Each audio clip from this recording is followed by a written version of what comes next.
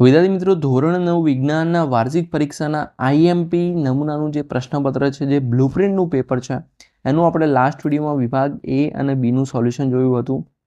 તો વિડીયો જો નથી જોયો તો જોઈ લેજો, કારણ કે આ પેપર આઈએમપી છે ને આ બધા ક્વેશ્ચન તમને મિનિમમ આવડવા જોઈએ. ઓકે, આમાંથી ઘણું પૂછાતું હોય છે એકચ્યુઅલી, એટલા માટે. ત્યારબાદ આપણે જે આ વિડીયોમાં જોવાના છીએ તે છે વિભાગ સી અને ડીનું સોલ્યુશન. તો વિડીયો પૂરેપૂરો જોવાનો છે અને ખાસ જો તમે ચેનલને હજુ સબસ્ક્રાઈબ નથી કરી તો જલ્દીથી કરી લો. તમને ડિસ્ક્રિપ્શનમાં ઘણા બધા વિડીયોઝ તમારા માટે કામના મળી રહેશે. તો વિભાગ સીનું આઈએમપી જોઈશું તો ડાયરેક્ટ જતા રહીએ ફાઇલમાં. તો સૌથી પહેલાં છે 27મો ક્વેશ્ચન.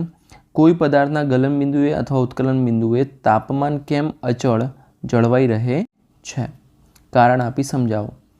તો કોઈ પદાર્થના ગલન બિંદુએ અથવા ઉત્કલન બિંદુએ તાપમાન અચળ જળવાઈ રહે છે કારણ કે પદાર્થને આપવામાં આવેલી આ ઉર્જા કણો વચ્ચેના પારસ્પરિક આકર્ષણ બળની ઉપરવટ જઈને પદાર્થની અવસ્થાને બદલાવવામાં વપરાય છે. એટલે કે ઘન હોય તો પ્રવાહીમાં ફેરવાશે, પ્રવાહીમાં હોય તો વાયુમાં રૂપાંતર, આમ અવસ્થા બદલાય છે. તો તેથી કોઈ પદાર્થના ગલન બિંદુ અથવા ઉત્કલન બિંદુએ તાપમાનમાં કોઈ પણ ફેરફાર દર્શાવ્યા સિવાય પદાર્થ આ ઉર્જાને શોષી લે છે અને આ ઉર્જા ઘટક કણો વચ્ચે છુપાયેલી હોય છે, જેને ગુપ્ત ઉષ્મા કહે છે. આમ કોઈ પદાર્થના ગલન બિંદુ અથવા ઉત્કલન બિંદુએ તાપમાન અચળ જળવાઈ રહે છે. આવી જે ઉષ્મા છે, ગુપ્ત ઉષ્મા, એના બે પ્રકાર છે. એક છે ગલનગુપ્ત ઉષ્મા અને બાષ્પીભવન ગુપ્ત ઉષ્મા. બરાબર. તો આ માટે પદાર્થના ઉત્કલન બિંદુ કે ગલન બિંદુ જેટલા તાપમાને એક વાતાવરણ દબાણે 1 કિલોગ્રામ પ્રવાહી કે ઘન પદાર્થને વાયુ કે પ્રવાહી કરવા માટે જે જરૂરી ઉષ્મા છે પદાર્થ પોતે લઈ લેશે, જેના કારણે તાપમાન બદલાતું નથી, તાપમાન તેવું ને તેવું રહે છે. ત્યારબાદ 28મો ક્વેશ્ચન છે. કોષ્ટક તમને આવું આપેલું છે, એમાં તમારે કલીલનો જે પ્રકાર આપેલો છે, ઉદાહરણ આપેલા છે, વિક્ષેપિત કલા અને વિક્ષેપણ માધ્યમ લખવાનું છે. આ પ્રકારનો ક્વેશ્ચન પૂછાઈ શકે. ઉદાહરણ મતલબ કહેવાય ને કે ભાઈ ઉદાહરણ આપો, કે ભાઈ એરોસોલનું ઉદાહરણ આપો, એવા પ્રકારના એક ગુણ માટે પ્રશ્ન પૂછી શકે કે ધુમાડો એક કેવા પ્રકારનો કલીલ પ્રકાર છે. સમજ્યા? તો એ રીતે પણ પૂછી શકે. એટલે આ કોષ્ટક તો મહત્ત્વનું છે, જે બુકમાં છે એ પણ કરવાનું. બરાબર. તો સૌથી પહેલાં તો એરોસોલ ધુમાડો, તો એનો જવાબ આવશે અહીંયા વિક્ષેપિત કલામાં ઘન. આન્સર લખી દીધો છે આપણે તમારા માટે, ઇઝી રહે એટલા માટે. ઘન અને વિક્ષેપણ માધ્યમ વાયુ. સેવિંગ ક્રીમ છે, એનું વિક્ષેપિત કલા વાયુ, માધ્યમ છે પ્રવાહી. ત્યારબાદ ઇમલ્સન, ઉદાહરણ દૂધ છે અને વિક્ષેપિત કલા તેની પ્રવાહી આવશે, વિક્ષેપણ માધ્યમ પ્રવાહી. સોલ, ઉદાહરણ કાદવ, વિક્ષેપિત કલા ઘન, વિક્ષેપણ માધ્યમ પ્રવાહી. ફીણ, તો એનું ઉદાહરણ વાદળી, વિક્ષેપિત કલા વાયુ, વિક્ષેપણ માધ્યમ ઘન. જેલ, તો ઉદાહરણ છે માખણ, વિક્ષેપિત કલા પ્રવાહી અને વિક્ષેપણ માધ્યમ ઘન. ત્યારબાદ નીચેના દરેકના આણ્વીય દળ ગણો. આણ્વીય દળ શોધવા એકદમ ઇઝી છે. અહીંયા જો તમને ઓલરેડી આવું આપેલું જ છે, જે મતલબ દરેકનું દળ, પરમાણ્વીય દળ. બરાબર. કે ભાઈ સોડિયમ એન એનું 23 યુ છે. બરાબર. ઓક્સિજનનું 16 યુ છે, એચનું 1 યુ છે. હવે તમને શોધવાનું કે ને આ પૂછે ને તો એકદમ ઇઝી અને રોકડિયા માર્ક્સ છે. Na2CO3નું આણ્વીય દળ. તો તમારે શું કરવાનું? ભાઈ Na ના કેટલા પરમાણુ છે? તો અહીંયા જેટલા લખેલા છે ને, 2 લખેલા છે ને, તો 2 ગુણ્યા Na નું પરમાણુ દળ. બરાબર. પછી C એકલો જ છે. જો કેપિટલ હોય ને એ મતલબ તત્વો હોય, એક સ્મોલ હોય ને એક કેપિટલ હોય, તો એ આખું તત્વ હોય. જેમ કે અહીંયા C કેપિટલ છે ને એ સ્મોલ છે, મતલબ C એ કેલ્શિયમ એક આખું તત્વ છે. તો અહીંયા C એકલો કેપિટલ છે, મતલબ C કાર્બનનું આવશે, એ પણ એક કેટલા 1 વડે ગુણવાના. પછી O3 છે, તો 3 ગુણ્યા Oનું પરમાણુય દળ. તો જો એ જ કર્યું છે.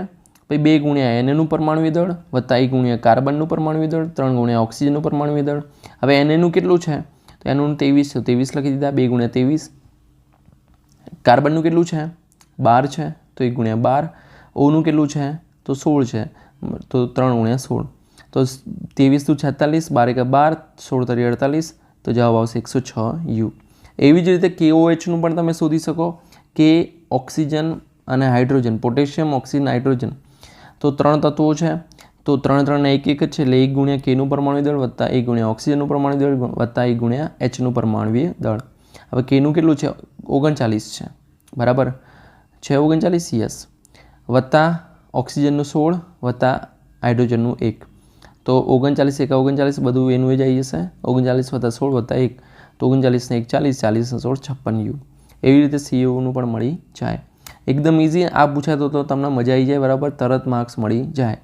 હવે 30મો ક્વેશ્ચન, નીચે આપેલા આકૃતિ પૈકી વનસ્પતિ કોષ અને પ્રાણી કોષને ઓળખો તથા બંનેમાં સામાન્ય ન હોય તેવી અંગિકાઓના નામ લખી તે પૈકી કોઈ એક અંગિકા વિશે ટૂંકમાં માહિતી આપો. જો તમને પરીક્ષામાં આવું પૂછે તો આકૃતિ આપણે ફરી દોરવાની જરૂર નહીં પડે, બરાબર. અહીંયા પહેલી આકૃતિ બીજી આકૃતિ તમે નામ આપી શકો અને પરીક્ષામાં પૂછે તો અહીંયા નંબર પણ આપી દેશે કદાચ, બરાબર. એટલે કોઈ કન્ફ્યુઝન રહે નહીં.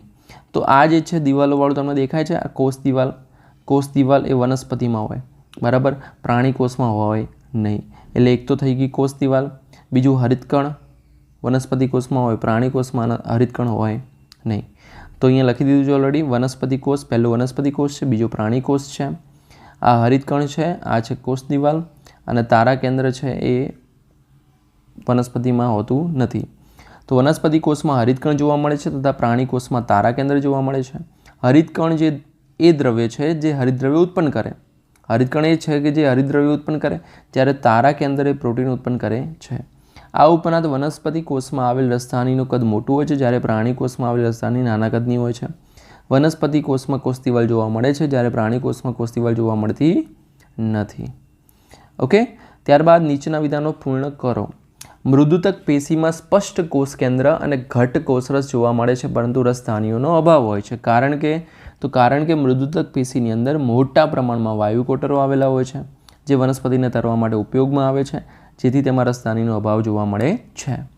બીજો, દ્રઢોતક પેશીમાં આંતરકોષીય અવકાશનો અભાવ હોય છે, કારણ કે આ પેશીના કોષની કોષ દિવાલ લિગ્નિનના લીધે જાડી હોય છે, તેથી કોષોની વચ્ચે આંતરકોષીય અવકાશ હોતો નથી, એટલે કે અભાવ હોય છે. જ્યારે આપણે નાશપતીનું ફળ ખાઈએ છીએ ત્યારે તેમાં દાણાદાર કકરો અનુભવ થાય છે, કારણ કે ફળમાં બીજ અને છાલની અંદર દ્રઢોતક પેશી આવેલી હોય છે. તેના કારણે તેમાં દાણાદાર અને કકરો અનુભવ થાય છે. એના અથવામાં છે જલવાહક અને અન્નવાહક પેશીને જટિલ પેશી શા માટે કહે છે? તે બંને એકબીજાથી કેવી રીતે અલગ પડે છે? તો એક કરતાં વધારે કાર્ય કરી શકતી પેશીને અહીંયા જો ટાઈપિંગમાં આવું થઈ જાય, પેશીને જટિલ સ્થાયી પેશી કહે છે. તે જ રીતે જલવાહક પેશી અને અન્નવાહક પેશી એક કરતાં વધારે કાર્ય કરે છે, તેથી તેમને જટિલ સ્થાયી પેશી કહેવાય છે. અન્નવાહક પેશીની અંદર આવેલા ઘટકોને કારણે તે વનસ્પતિમાં નિર્માણ પામેલા ઘટકો અથવા ખોરાકને વનસ્પતિના તમામ ભાગો સુધી લઈ જવાનું કાર્ય કરે છે. આ કાર્ય બંને દિશામાં થઈ શકે છે. તેવી જ રીતે જલવાહક પેશી એ પાણી તથા અનેક ક્ષારોને જમીનમાંથી મૂળ દ્વારા વનસ્પતિના તમામ ભાગો સુધી લઈ જાય છે. આવી રીતે વનસ્પતિને પાણી તથા ખનિજ ક્ષારો મળી રહે છે. આમ અન્નવાહક પેશી ખોરાકનું અને જલવાહક પેશી પાણીના વહનનું કાર્ય કરે છે, તેથી તે એકબીજાથી અલગ પડે છે. ત્યારબાદ દાખલો છે 10 મીટર લંબાઈ ધરાવતા એક ચોક્કસ ખેતર છે એક, બરાબર. તેની સીમા ઉપર ફરતા ખેડૂતને 40 સેકન્ડ લાગે છે. આ દાખલો છે આપણો આ રહ્યો.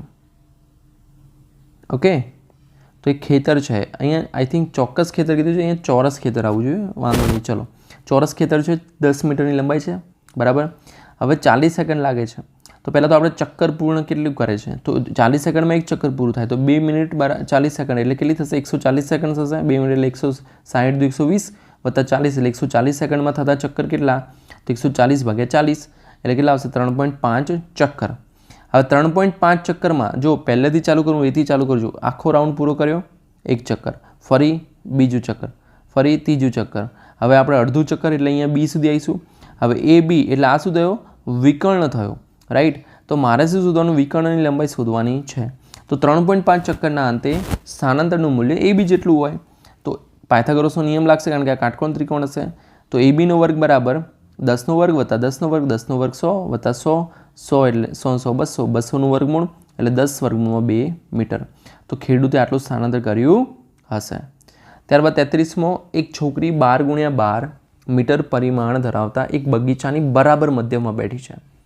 આ બગીચાને ડાબી બાજુએ 12x12 આવો બગીચો હશે, બરાબર. ચોરસ જ છે 12x12 એટલે બરાબર 12x12. હવે વચ્ચે છે એટલે અહીંયા 6 મીટર, બરાબર. હવે શું થાય છે? એની ડાબી બાજુ એક મકાન છે, બરાબર, અને જમણી બાજુએ બગીચાના અડીને એક રસ્તો છે. રસ્તા પર એક ફટાકડો ફૂટ્યો છે. હવે ધ્વનિ ઉત્પન્ન થાય છે. તો શું છોકરીને ઉત્પન્ન થયેલા ધ્વનિનો પડઘો સંભળાશે? હવે જો પડઘો ક્યારે ઉત્પન્ન થાય એનું થોડું આમાં એ જ ડિટેલમાં વાત કરવાની છે કે ભાઈ શ્રોતાથી પરાવર્તક સપાટી સુધી જવા. હવે પહેલાં શું થશે? અહીંયા ધારો કે ફટાકડો ફૂટ્યો, આ રસ્તો છે, બરાબર. ફટાકડો ફૂટ્યો એકદમ 555 અથવા સુતળી બોમ્બ, તો પહેલાં શું થશે, અહીંયા 6 મીટર દૂર જશે, 6 ને 6 12, એટલે દિવાલના અથડાશે 12 મીટરે, બરાબર, રાઈટ, અને પાછું પણ એને આવવું પડશે ને. તો આમ શું કે ભાઈ તથા પાછા જવા તથા પાછા આવવા માટે ધ્વનિ દ્વારા કપાયેલ કુલ અંતર ઓછામાં ઓછું કેટલું હોવું જોઈએ, 34.4 મીટર હોવું જોઈએ. 344 મીટર પ્રતિ સેકન્ડ એ ધ્વનિનો સ્પીડ છે કે ભાઈ આટલી સ્પીડમાં જાય, ગુણ્યા 0.1 સેકન્ડ બરાબર 34.4 મીટર હોવું જોઈએ. કારણ કે પડઘો સ્પષ્ટ રીતે તે સંભળાય તે માટે મૂળ ધ્વનિ અને પરાવર્તિત્વ ધ્વનિ વચ્ચે ઓછામાં ઓછો 0.1 સેકન્ડનો સમયગાળો હોવો જોઈએ. પણ અહીં છોકરીને પહેલાં મૂળ ધ્વનિ સંભળાયા બાદ પરાવર્તિત્વની 6 મીટર વત્તા 6 મીટર એટલે કે 12 મીટર અંતર કાપે, જે શું થશે 34.4 મીટર કરતાં ઓછું અંતર છે, જેના કારણે છોકરીને પડઘો સંભળાશે નહીં, માત્ર મૂળ અવાજ જ સંભળાશે, બરાબર. ત્યારબાદ એના અથવામાં છે ધ્વનિનો વેગ, તરંગ લંબાઈ અને આવૃત્તિ વચ્ચેનો સંબંધ સ્થાપિત કરો. જો ધ્વનિ તરંગોનો વેગ હવામાં 340 મીટર પ્રતિ સેકન્ડ હોય તો આવૃત્તિ 256 હર્ટ્ઝ થાય ત્યારે તરંગ લંબાઈ ગણો, અને તરંગ લંબાઈ 0.85 મીટર હોય ત્યારે આવૃત્તિ ગણો. તો સંબંધ શું છે, વેગ બરાબર આવૃત્તિ ગુણ્યા તરંગ લંબાઈ, આ આપણો સંબંધ છે, બરાબર, વેગ, આવૃત્તિ અને તરંગ લંબાઈનો રિલેશન. ઓકે, હવે જો આવૃત્તિ તમને આપેલી છે 256 હર્ટ્ઝ, આવૃત્તિ આપેલી છે, વેગ આપેલો છે 340 મીટર પ્રતિ સેકન્ડ, બરાબર, આ રહ્યો. ઓકે, તો લખી લીધા. હવે તરંગ લંબાઈ શોધવી છે, તરંગ લંબાઈને કરતા બનાવીએ તો શું થશે, વેગ ભાગ્યા આવૃત્તિ, તો 340 ભાગ્યા 256 એટલે 1.33 મીટર મળી જશે. હવે તરંગ લંબાઈ 0.85 મીટર લીધું, તો આવૃત્તિ શોધવી હોય તો શું કરવાનું, ભાઈ આવૃત્તિને કરતા બનાવ્યા, તરંગ લંબાઈ જશે છેદમાં વેગ ભાગ્યા તરંગ લંબાઈ, એટલે 340 ભાગ્યા 0.85 એટલે 400 હર્ટ્ઝ જવાબ આવશે. ઓકે, આનું સાદું રૂપ તમે આવી રીતે આપી શકો કે ભાઈ 340 ભાગ્યા પોઈન્ટ કાઢો એટલે 85 ભાગ્યા 100, તો ઉપર 100 જતા રહે, બરાબર, 17 5 85, બરાબર, તો 50 દુ 100, અરે સોરી 20 5 100, તો 5 5 તો ઉડી ગયા. હવે 17 દુ 34, તો અહીંયા 20 આવશે, 20 ગુણ્યા 20 એટલે 400. તો આ રીતે તમે ગણતરી કરી શકો. ત્યારબાદ નીચેની આકૃતિમાં ખેતીના બે સમાન પાક A અને B નો ક્રમશઃ જૈવિક અને રાસાયણિક, એટલે A જૈવિક ખાતર છે અને B રાસાયણિક ખાતર છે, બધા પરિબળો સમાન છે. તો ગ્રાફનું અવલોકન કરો અને પ્રશ્નોના ઉત્તર આપો. તો ગ્રાફમાં પાક બીનું ઉત્પાદન એકાએક એકદમ વધી જાય છે. બી જુઓ તમે, એકદમ વધી ગયું, જેવું ખાતર નાખ્યું રાસાયણિક ખાતર એવું વધી ગયું, પછી ધીમે ધીમે ઘટે છે, બરાબર. જ્યારે કેમ, એનું કારણ, તો એનું કારણ એ છે કે રાસાયણિક ખાતર ઉમેરી એટલે શરૂઆતમાં તો પોષક તત્વો મળી જાય, ઝડપથી વૃદ્ધિ કરે, પણ ધીરે ધીરે તે શું રહે છે, નુકસાન કરે છે, બરાબર. કારણ કે એમાં કોઈ કાર્બનિક તત્વો નથી, એમાં ફક્ત શું છે, કાર્બનિક એટલે ઓર્ગેનિક, જેનું વિઘટન થઈ શકે એવા કોઈ તત્વો હોતા નથી. રાસાયણિક ખાતરમાં તો ડાયરેક્ટ બધા તત્વો જોઈએ ને, કાર્બનિક તત્વો બધા, રાઈટ, જેનું વિઘટન ના થાય. ત્યારબાદ ગ્રાફમાં પાક એની સૌથી ઉપરની ટોચ થોડીક વિલંબિત કેમ થાય છે, કેમ થોડો ટાઈમ લે છે, જોયું તમે અહીંયા જૈવિક ખાતરમાં. તો એનું રીઝન શું છે કે ભાઈ ધીમે ધીમે શું થશે, ખાતર ઉમેરે ત્યારે જૈવિક ખાતર ધીમે ધીમે અસર કરે, ધીમે ધીમે એમાં વિઘટન થશે એટલે પોષક તત્વો મળશે, અને પોષક તત્વોનું પ્રમાણ પણ ઓછું હોય છે, એટલે નુકસાનકારક હોતું નથી. ગ્રાફમાં બંને પેટર્ન અલગ અલગ હોવાના કારણો જણાવો. તો શું કારણો છે, કારણ કે ખાતરના પ્રકાર અલગ અલગ છે, રાસાયણિક ખાતર અને જૈવિક ખાતર છે, તેમનાથી થતી વૃદ્ધિ પણ અલગ છે, તેમનાથી થતી અસરો પણ અલગ છે, એટલા માટે. હવે વિભાગ ડી જોવાનો છે આપણે, બરાબર, સમજવાનો છે. 35મો ક્વેશ્ચન, 4 ગુણના બધા પ્રશ્નો છે. ન્યૂટનના ગતિના બીજા નિયમની મદદથી બળ અને પ્રવેગ વચ્ચેનો સંબંધ તારવો તથા બળનું એકમ તારવી. 1 ન્યૂટન બળને વ્યાખ્યાયિત કરો. તો પહેલાં તો ન્યૂટનની ગતિનો બીજો નિયમ સમજી લો કે ભાઈ પદાર્થના વેગમાન એટલે શું થશે, બોલો ભાઈ, P એટલે mv, આ વેગમાન છે, થતા ફેરફારનો સમય દર તેના પર લાગતા અસંતુલિત બળ જેટલો અને બળની દિશામાં હોય છે, બરાબર. હવે F બરાબર m સૂત્ર કેવી રીતે આવે એની વાત કરીએ. ધારો કે કોઈ m દળ ધરાવતી વસ્તુ સુરેખ પથ પર u જેટલા પ્રારંભિક વેગથી ગતિ કરે છે. t સમયમાં અચળ પ્રવેગી ગતિ કરી અચળ બળ Fની અસર હેઠળ v જેટલો વેગ પ્રાપ્ત કરે છે. તો પ્રારંભિક વેગમાન કેટલું થશે, p1 બરાબર mu અને અંતિમ વેગમાન p2 બરાબર mv. m તો સમાન હશે, દળ છે, u પ્રારંભિક વેગ, v અંતિમ વેગ. હવે વેગમાનમાં થતો ફેરફાર શું થશે, p2 ઓછા p1, તો mv ઓછા mvu. હવે m ગુણ્યા v ઓછા u આવશે, બરાબર. હવે જો આમાં શું કહે છે, જે આપણે સમય દર છે એટલે ટાઈમ વડે ભાગવો પડશે, એટલે ટાઈમ વડે ભાગી દીધું તો m ગુણ્યા v ઓછા u ભાગ્યા t. તો આ શું છે? વેગમાનના ફેરફારનો દર, એટલે બળ આવશે અહીંયા, બળ સમપ્રમાણમાં હોય. અહીંયા વાત કરીએ આપણે એ જ કે વેગમાનમાં થતા ફેરફારના સમય દરને શું હોય એ તેના પર લાગતા હસ્તાંતરિત બળ જેટલું હોય છે, એટલે F બરાબર m ગુણ્યા v ઓછા u ભાગ્યા t. તો F બરાબર શું આવશે? હવે અચળાંક દૂર કરવા માટે k મૂક્યો, આને કહેવાય a, તો k m a. અહીંયા a શું છે? પ્રવેગ છે, કે સમપ્રમાણતાનો અચળાંક છે, બરાબર. હવે જો હું 1 ન્યૂટન બળ લઈએ, 1 એકમ બળ, તો 1 મૂકી દીધા બધા બરાબર, એટલે કે 1 કિલોગ્રામ દળ 1 મીટર પ્રતિ સેકન્ડનો વર્ગ એનો પ્રવેગ, તો કેનું મૂલ્ય 1 મળે, એટલે F બરાબર શું મળે આપણને? ma. હવે 1 ન્યૂટન બળની વ્યાખ્યા, જે બળ વડે 1 કિલોગ્રામ દળના પદાર્થમાં 1 મીટર પ્રતિ સેકન્ડ વર્ગ જેટલો પ્રવેગ ઉત્પન્ન થાય તે બળને 1 ન્યૂટન બળ કહે છે. 1 ન્યૂટન કહે છે. હવે નીચેના 36મો ક્વેશ્ચન, નીચેના પ્રશ્નોનો જવાબ આપો. તફાવત આપો જલવાહક પેશી અન્નવાહક પેશી. તો તફાવત છે, બરાબર. વિડીયો પોઝ કરીને શાંતિથી વાંચી લો, એકદમ સરસ. 4 મુદ્દા તમારે લખવા પડશે, 4 ગુણ મેળવવા માટે, બરાબર. ત્યારબાદ સરળ સ્નાયુ પેશી, જેને અરેખિત સ્નાયુ પેશી પણ કહે છે. સ્થાન આપેલું છે આપણને, લક્ષણો છે એના.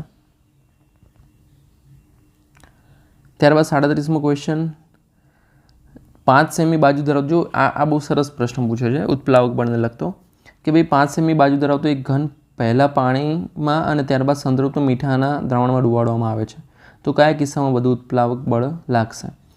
તો જો પાણીમાં ડૂબાડીએ ને એના કરતાં શું થશે? સંતૃપ્ત પાણી જે છે, સંતૃપ્ત મીઠાવાળા પાણીની ઘનતા કેવી હશે? સાદા પાણી કરતાં વધુ, કારણ કે એમાં મીઠું ઓગળેલું છે, બરાબર.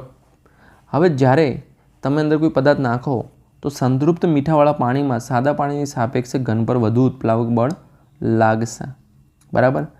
હવે નવા કિસ્સામાં એટલે કે ભાઈ જે હું બાજુનું માપ 3 સેમી ઘટાડી દઉં, ઘટાડી દઉં, પહેલાં 5 સેમી તો 3 સેમી કરી દીધું, તો ઉત્પ્લાવક બળ ઘટશે, કારણ કે કદ ઘટ્યું છે એટલા માટે. આર્કિમિડીઝના સિદ્ધાંતના 2 ઉપયોગો, તો 3 ઉપયોગો અહીંયા આપણે આપ્યા. વહાણ અને સબમરીનની રચના કરવા માટે, દૂધની શુદ્ધતા માપવા માટે લેક્ટોમીટરમાં, પ્રવાહીની ઘનતા શોધવા અને હાઇડ્રોમીટરમાં. એના અથવામાં છે સાર્વત્રિક ગુરુત્વાકર્ષણનો સિદ્ધાંત જણાવી, 2 પદાર્થો વચ્ચે લાગતા ગુરુત્વાકર્ષણ બળનું સૂત્ર તારવો, અને બીજું છે સમજ આપો મુક્ત પતન. તો અહીંયા પહેલાં આપણે આ નિયમ છે આપણો, પછી આકૃતિ ઉપરથી આ સાબિતી આપવાની રહેશે. ઇમ્પોર્ટન્ટ ક્વેશ્ચન છે, પૂછાય છે, ઘણી વખત પૂછાય છે, બરાબર. હવે સેકન્ડ છે મુક્ત પતન. મુક્ત પતન એટલે કે ભાઈ આપણે જે ગુરુત્વાકર્ષણ લીધે જે પદાર્થ નીચે પડે છે એ મુક્ત પતન છે, બરાબર. કે ભાઈ હવામાં એમને તમે છોડ દો કોઈ વસ્તુ, એ મુક્ત પતન છે. જાતે કરી દેજો, આવડી જશે, બરાબર, બુકમાં મળી જશે તમને. ત્યારબાદ 38મો ક્વેશ્ચન, h ઊંચાઈ પર રહેલી વસ્તુની સ્થિતિ ઉર્જાનું સૂત્ર તારવો. 20 કિલોગ્રામ દળની વસ્તુને જમીનથી 5 મીટરની ઊંચાઈ પર લઈ જવાથી વસ્તુમાં સંગ્રહ પામતી ઉર્જાની ગણતરી કરો. તો અહીંયા પદાર્થ છે જે ઊંચો છે h ઊંચાઈ જેટલો, તો એને આપણે આ રીતે સાબિતી તમે આપી શકશો. mgh સૂત્ર આવશે. આપણે ગુરુત્વ સ્થિતિ ઉર્જાને EP કીધું છે. હવે અહીંયા દાખલાની વાત કરીએ તો 20 કિલોગ્રામ દળ છે, એટલે તમને m મળી ગયા, આ મળી ગયા h. હવે તમારે g કેટલા થાય? g 9.8 મીટર પ્રતિ સેકન્ડનો વર્ગ થાય. તો આપણું સૂત્ર શું આવશે? EP બરાબર mgh. તો m કેટલો છે? m છે 20 કિલોગ્રામ, g કેટલા? 9.8, h કેટલા? 5. 20 × 100, 100 × 9.8 એટલે 980 જૂલ. ઉર્જાનો એકમ શું આવશે? જૂલ, બરાબર. ત્યારબાદ નેક્સ્ટ, રુથરફોર્ડનો પરમાણુ નમૂનો સમજાવતો પ્રયોગ વર્ણવી, પ્રયોગના તારણો જણાવો. હવે રુથરફોર્ડે શું કર્યું? પાતળા વરખ પર ઝડપથી ગતિ કરતા આલ્ફા કણોનો મારો ચલાવ્યો. એણે 1000 પરમાણુ ધરાવતો, અર્થાત લગભગ 100 નેનોમીટર જાડાઈ ધરાવતો વરખ પસંદ કર્યો હતો. હવે આલ્ફા કણો કેવા છે? દ્વિવીજભારિત હિલિયમ આયનો છે. તેનું દળ 4u હોય છે.